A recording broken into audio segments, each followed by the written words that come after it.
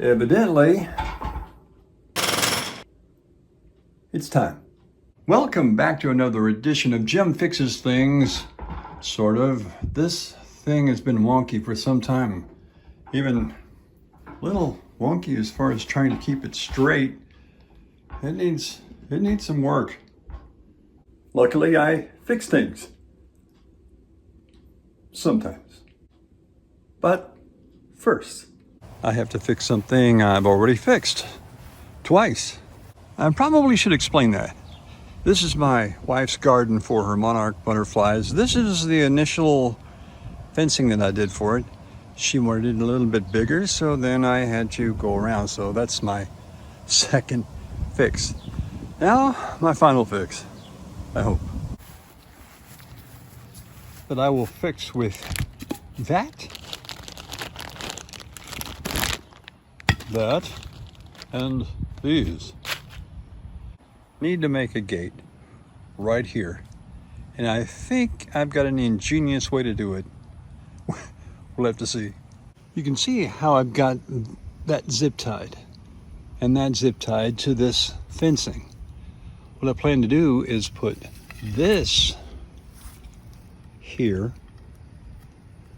I've allowed some extra room to bury it into the ground. I'll put it right next to it and figure a way to let it swing. First, I've got to get this in the ground with this.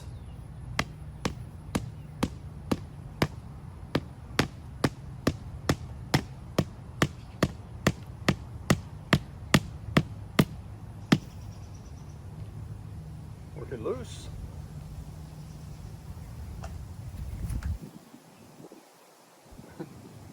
Work it loose. That's really in there.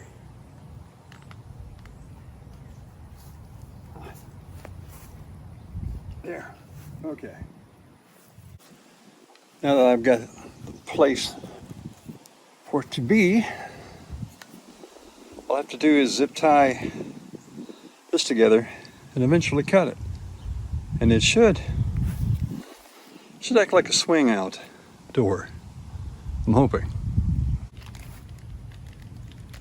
Free the zip ties.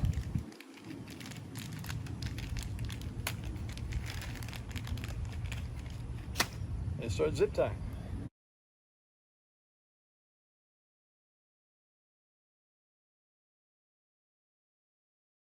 I love the person who was inspired to make zip ties and followed through on it. Okay, it's all zip tied up. All I have to do now, cut these off. Cut right there. We should have a door. Of course, I'm gonna have to cut these supports that I need to reinforce probably. At least that one, maybe. Yeah, at least one. At least that one.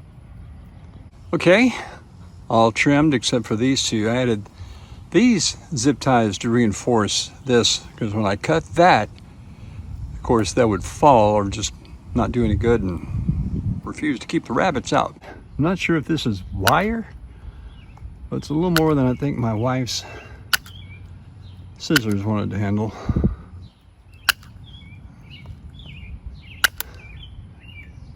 So the tin snips do the job. Okay, the pièce de résistance will be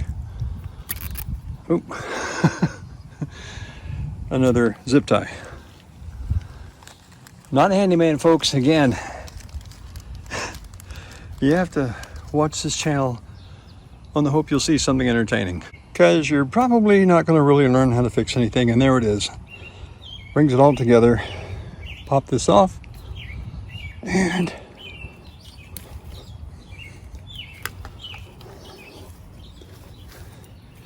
there is a gate. You know, for what it is.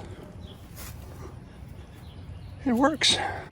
Now it's time to make time for time. So, here we go. Of course, the most logical thing to do with the clock is to see how it's on this stand. I don't see any screws in those little holes right there, but I'm willing to bet if I get a Phillips screwdriver that's skinny enough. It'll take that thing off there. Huh, let's try it. First off, have to do the old root around. That's a Phillips, that's not thin enough though. Do I have one? I would think I would, but here we go. Stick it. Does it make contact? I don't think anything's happening, guys. Like I said, I sometimes fix things. But there are times it just doesn't happen. Look what I found. Screws on the outside. That's it, make it even easier, blow my mind. If I take those off, I should be able to pull this off and get that jangly hand fixed. I have put off fixing this clock for so long because I couldn't figure out how to get to the hands. I think if I would have just really looked at it, I could have fixed this years ago.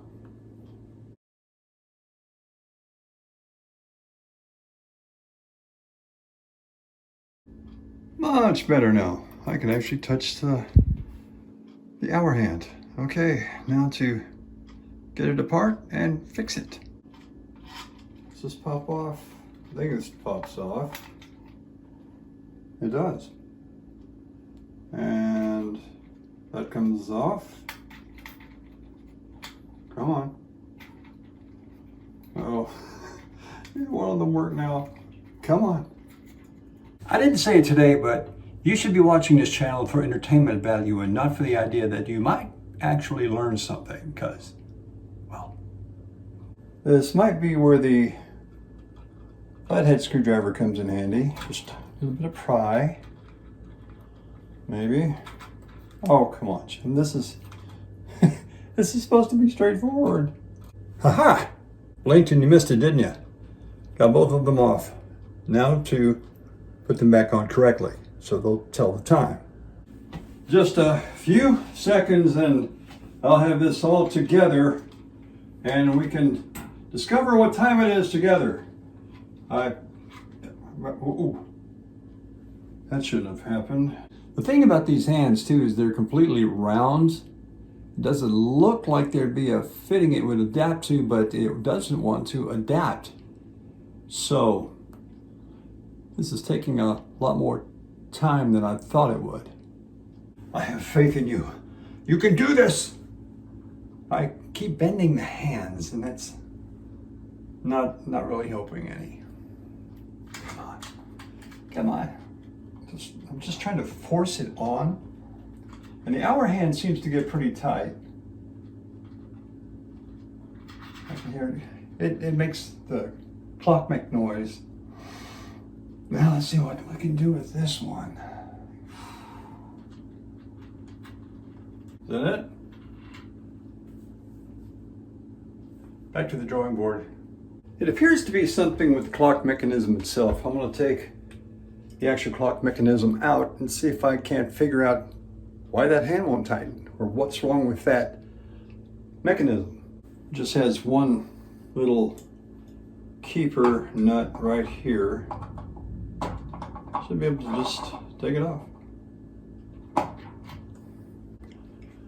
Okay, clock assembly is out. And I think I need to fix something else now.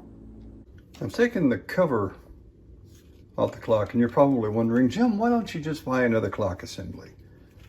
Because I like to fix things if I can. And and this is what we're dealing with. A bunch of pieces that I don't know how I'll go back together because I didn't get a chance to look at them properly. Oh, great, another one. Wow. That's why I say I fix things sometimes. And it's a knockout. I broke the clock assembly really well.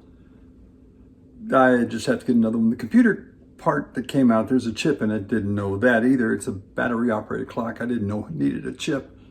that component is kind of destroyed too. So learn a lesson.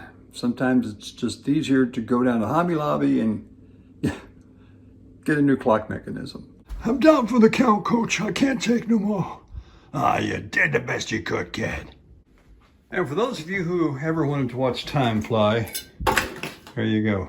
There is one thing I can fix though, and that's this rickety stand. And that's pretty much definitely straightforward. Some screws tightened up. Leave a comment in the comment section if you think I can do it.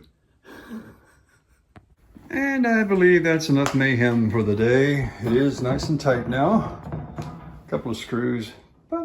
If you enjoyed this episode, you can call it a train wreck if you want to. Click the subscribe button and give me a big thumbs up. And no, I'm fixing to see you next time.